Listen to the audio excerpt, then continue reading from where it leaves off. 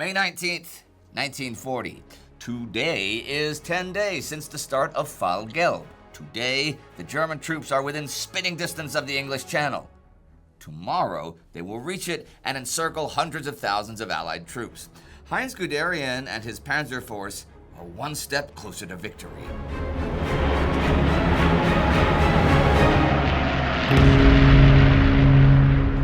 I'm Indy Neidell, and welcome to our World War II mini-series 10 Days in Sedan, where we cover the German thrust through the Ardennes, the rage of the Reich, and the new confrontation between old enemies at Sedan, the crucible where the fate of the Axis and Allies converge. Join me as we explore the course of the battle and its aftermath. By now, things are really starting to fall apart in the French High Command. I didn't really have time to talk about it before.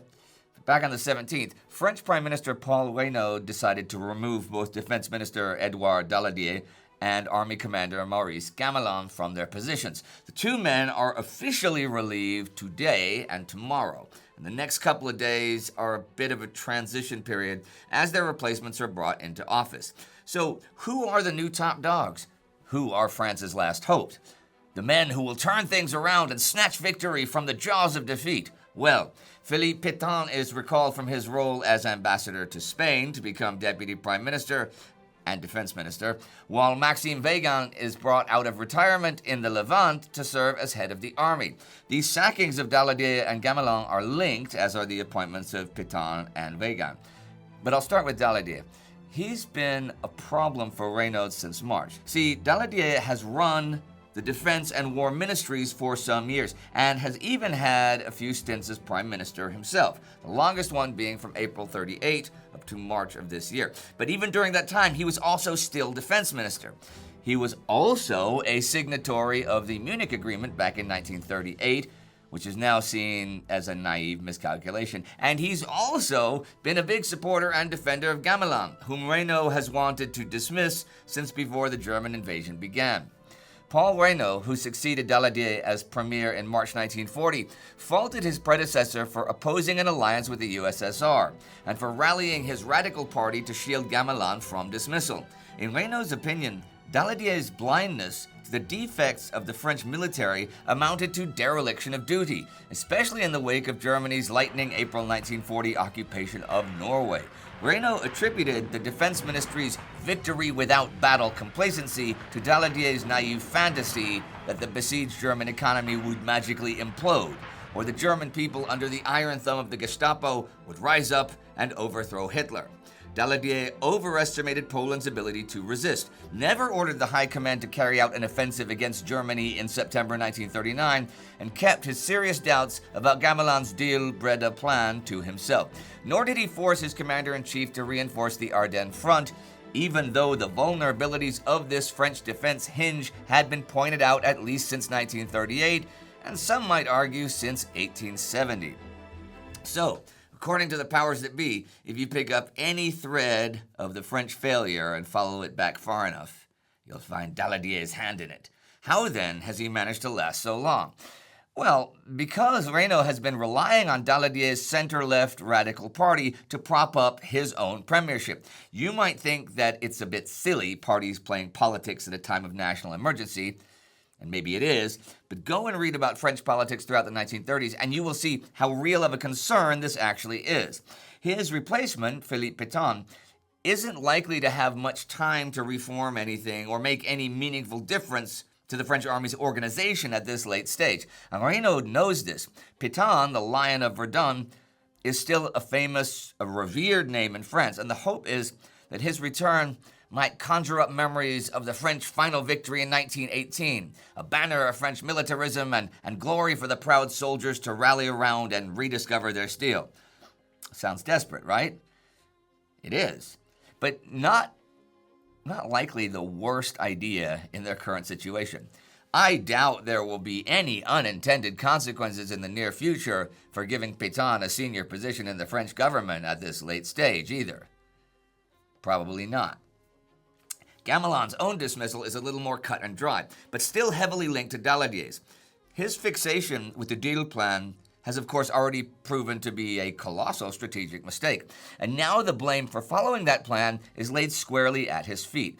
That's not really fair, though, because while the deal plan turned out to be a misjudgment, it remained a pretty rational idea at the beginning of May 1940, and Gamelin was by no means the only supporter of it. In fact, if the Germans had stuck to their original idea for an offensive, sweeping through Belgium to the northern French coast, you could argue the deal plan would have been the perfect counter.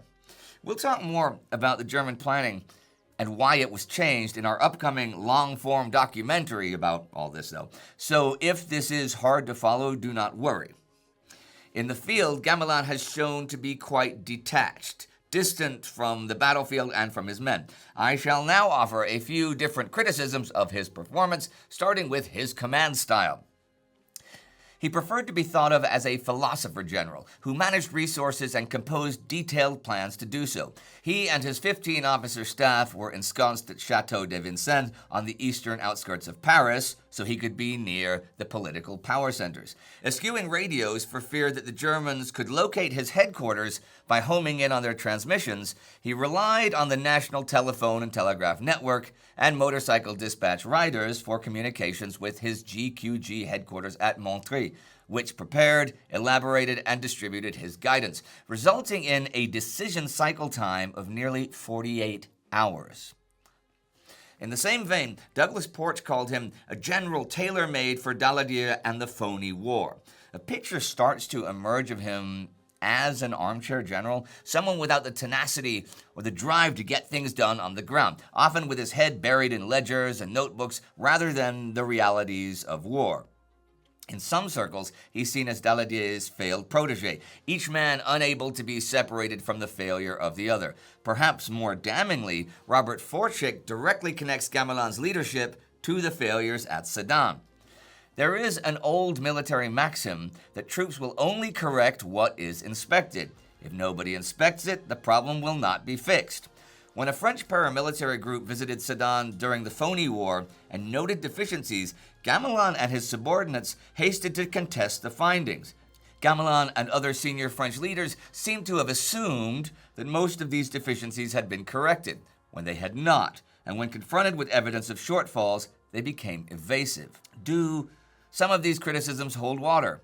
Certainly. Is it fair to saddle him with the blame for all the French operational failures? Probably not. That, though, is another discussion for that upcoming documentary. But back to the action. On May 19th, Gamelin issues Directive Number 12, his last significant order in the field. It calls for mobile forces to strike the flanks of Panzer Group Kleist salient from north and south, cutting off the panzers and isolating them from their supporting forces.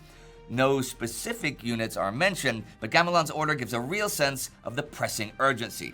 As he puts it, everything depends on the next few hours.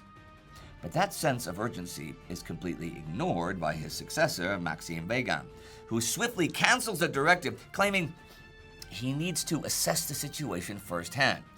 He wanted to get a picture of the situation for himself.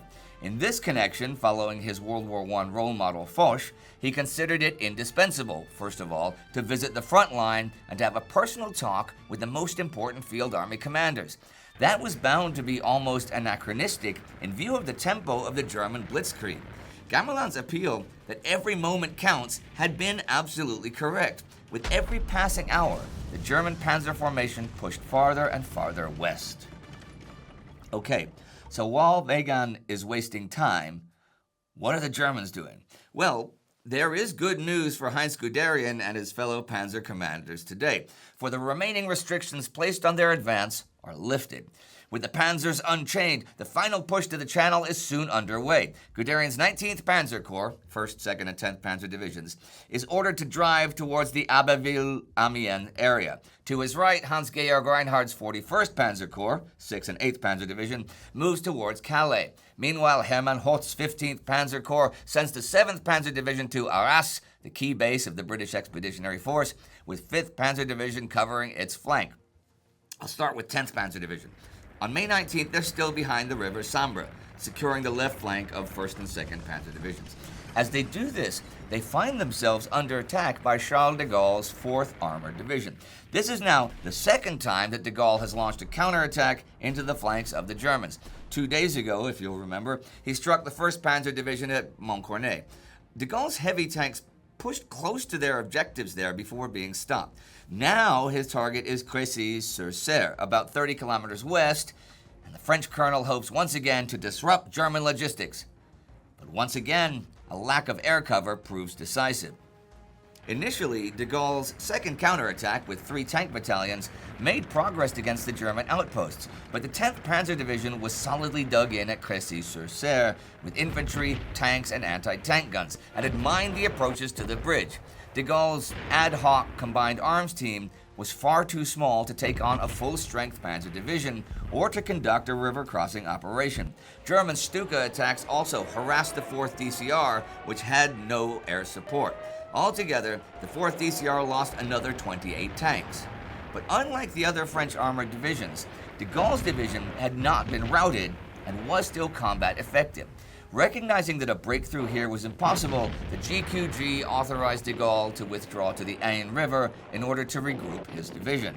The 1st and 2nd Panzer Divisions press on towards the Channel. Guderian is determined to seize crossings over the Somme before the newly formed French 7th Army can solidify its defense. First, they must cross the Canal du Nord, which runs from Pétain to Douai. With few French troops available, Alphonse Georges orders British Expeditionary Force Commander Lord Gort to assign the 23rd Northumbrian Division to defend the canal crossings. This unit was one of 3 untrained territorial army formations sent to the BEF to provide manpower for airfield, railway, and base construction. Woefully under strength, these divisions universally lacked artillery, anti-tank weapons, transportation, and other attributes of a combat formation. Collecting 11 field guns and 2 howitzers from the Royal Artillery Training Center in Arras, the 23rd Division's 2 brigades dutifully deployed along the northern 16 miles of Canal du Nord. Even as they dig in, though, they face being outflanked. In the morning, Hermann Balck pulls together an improvised battle group called Gefechtsgruppe Balck, made up of the 2nd Panzer Regiment and a rifle battalion. Balck's men beat a French Foreign Legion cavalry unit to secure the bridge at Pétain, and early tomorrow, May 20th, the 1st Panzer Division will arrive to exploit this crossing. At the same time, the 2nd Panzer Division crosses further north. Together, they will shatter the British defenders. With the 23rd Division out of the way, the road is open for the Germans to start snapping up the towns and villages that line the Somme as they advance towards the Channel coast. The only forces now blocking Guderian's 1st and 2nd Panzer Divisions are the 3 scattered brigades of British 12th Division. That division is very much under-equipped with anti-tank weapons, mortars, and machine guns, and is also too thinly spread out to mount a coherent defense. On the 20th, Friedrich Kirchner's 1st Panzer Division pushes through Albert and crushes the British Division's 37th Brigade east of Amiens. Amiens itself is held only by a weak mix of French reservists, obsolete FT-17 tanks, a few 75mm guns, and the 7th Battalion of the Royal Sussex Regiment, already battered by Luftwaffe bombing.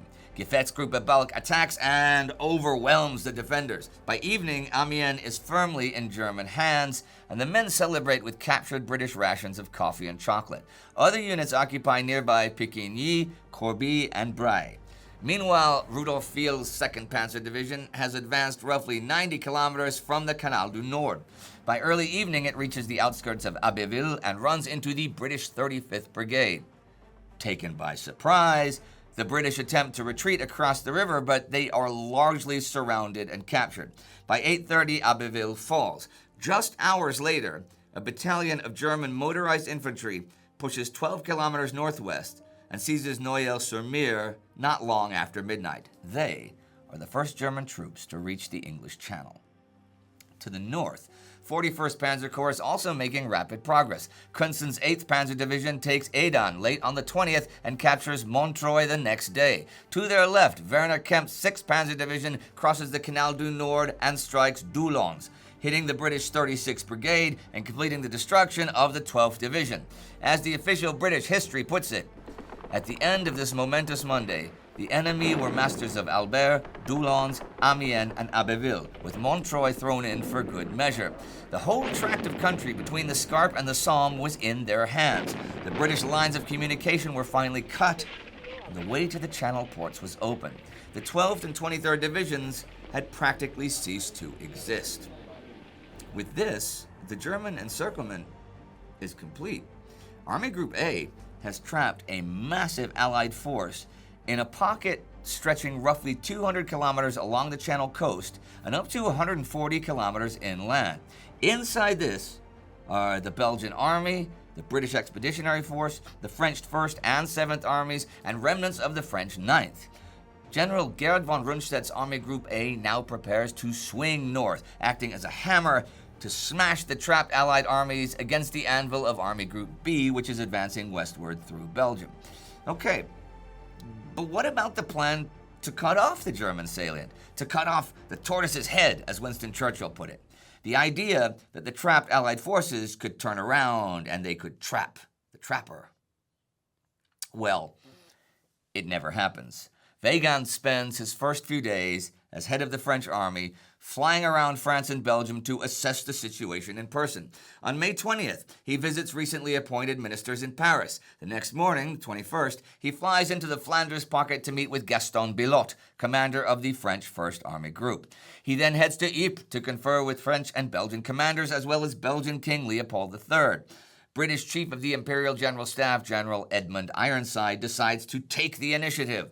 Frustrated by French inaction, Ironside visits BEF Commander Lord Gort and General Billotte. Together, they draft plans for an attack on the German corridor to begin May 21st. The force assigned for this job is an improvised formation called Frank Force, consisting of the British 5th and 50th Infantry Divisions and the 1st Army Tank Brigade, and led by Major General Harold Franklin. The French are to contribute 2 infantry divisions from 5th Corps under General René Felix Altmaier and 2 and a bit mechanized divisions from the 1st Cavalry Corps under General René Priou. But soon, coordination collapses. Altmaier is deeply pessimistic about the whole thing and threatens to disobey orders. Franklin doesn't seem to have been properly briefed on the plan, and he makes the incorrect assumption that this is just a limited attack to relieve pressure on the British base at Arras, so he keeps many of his troops back for defense. Ultimately, only 2 battalions of the Royal Tank Regiment, 2 British infantry battalions, and 1 French mechanized division go into action. They clash with Erwin Rommel's 7th Panzer Division, Max von Hartlieb's 5th Panzer Division, and the newly arrived SS Division Totenkopf. The British Matilda tanks perform well, shrugging off German anti-tank fire and causing panic among the inexperienced SS troops. But Rommel deploys 88mm flak guns to halt the advance, and his forces are able to rely on aerial support from the Luftwaffe. Despite initial gains, the British attack soon loses momentum. But although the counterattack fails, it reignites the flank panic in the German high command. Panzer Group Commander Ewald von Kleist fears the British may have a larger tank reserve than expected, and Army Group A Commander Gerhard von Rundstedt halts the panzers for another 24 hours, delaying the push to Calais and Dunkirk. But the Allies are unable to capitalize on this brief stay of execution. When Weygand returns to Paris the afternoon of May 22nd, he finally issues Operations Order Number 1. This plan, the Weygand Plan, is pretty much the same as the directive issued by Gamelin. By now, however, several days later, the moment has well and truly passed. From there, the story goes as we covered in our weekly episodes, especially the farcical drama and disaster in Allied command. The Germans take Boulogne on May 23rd. They enter Calais the next day. Rundstedt again halts the panzers from the 24th to 26th. This is the famous or infamous Dunkirk halt order, which gives the British time to set up a defense perimeter and begin evacuating their forces from the port. Once the panzers resume their advance, the BEF fights a desperate rearguard action under relentless Luftwaffe attacks. Eventually, Operation Dynamo will see almost 340,000 Allied troops ferried safely back to British shores. Churchill rallies the nation with his call to fight on the beaches. France surrenders on June 22nd. Hitler returns to Berlin triumphant. London braces for invasion. The Luftwaffe and RAF duke it out in the Battle of Britain. I will leave things there, though, for, I have covered all of that and the entire rest of the whole World War II on this channel. What better excuse do you need to go back and binge watch all those awesome 1940 videos. But before we wrap up, we have to look at how the events of May 1940 affected the wider world. Because as I always say, history doesn't happen in a vacuum. For Britain, the reaction is largely one of shock. Their closest ally, the titan that held off and held back German power in the Great War, is collapsing before their eyes, before the war machine has even really gotten properly going. Churchill himself already sees the war as a global struggle, one that will eventually grow to include other powers across the globe, perhaps even the USSR and the USA. The British are beginning to settle in for what will be a long and bloody war. Assuming leadership of the war effort, Britain will go on to encourage Free French leader Charles de Gaulle to continue the fight from the French colonies, and will impound or destroy French ships that refuse to surrender to British authority, fearing they might fall into German hands. This commitment to the war, despite such a colossal setback, will demonstrate to the world, and especially the USA, that Britain intends to fight Germany until the very end. The calls for more aid and more support from within the U.S. will only increase from here. But how loud are those calls right now? Well, they're still not loud enough that U.S. President Franklin Roosevelt can contemplate entry into the war. The moment that William Bullitt, American ambassador to Paris, learned of the deteriorating military situation is recounted in Karl-Heinz Frieser's The Blitzkrieg Legend. Daladier sat there totally incredulous and stupefied. Suddenly he shouted, "No! What you tell me is not possible!